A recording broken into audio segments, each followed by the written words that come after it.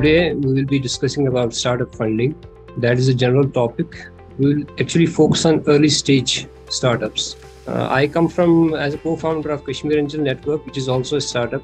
For the last 2 years has been in existence. That way, we have an understanding of the ecosystem here in J&K and up to Chandigarh also, because next angel network is in Chandigarh from Srinagar. There is no other angel network working across the North India.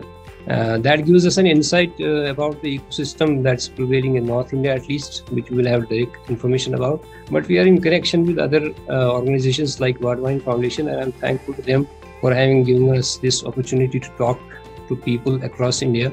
That gives us an opportunity to give our insight of our understanding, and then also understanding what other ecosystems are about and the status they are in. So without further time, I will try to share my screen so that we can start with understanding through the slides that I have prepared. So I start with this slide, funding opportunities for early stage startups. That is what we will be talking about. If Y Combinator thinks that it's the second hardest part of starting a startup, it must be a hard part of the startup journey. But is it really so? If it's so really hard, then we'll not have to give more efforts.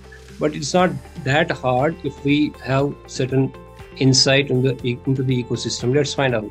I quote another person, Grant Cardone, who says there is no shortage of money around, only a shortage of people thinking big enough.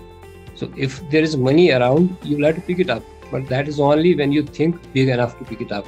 So money is there, but you need to have certain special traits to find out and pick it up.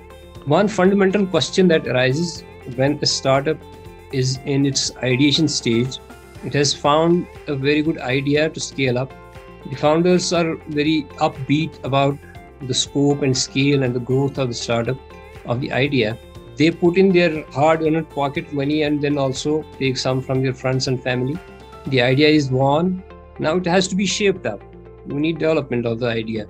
So they find it difficult for the second stage to have enough money to do it. That is one stage where a startup needs external funding.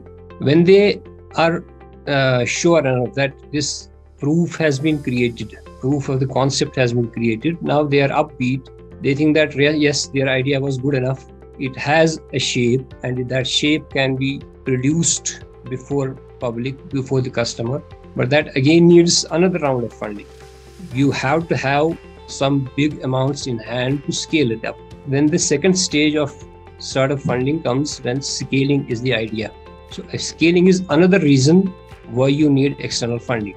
And just funding is not enough. You need support, you need assistance, and more so you need somebody who will share the risk. Because startups are all about risk. It's not a regular entrepreneurship where you are short about the customer base, about the business that you're doing, but because this is another story which is just to be replicated. A cake house has to be replicated and you know how to do it. But startups are something different. It's a novel idea. It is something which has not been thought over for the time being. And then you need to have a proof of it, and you also have a proof.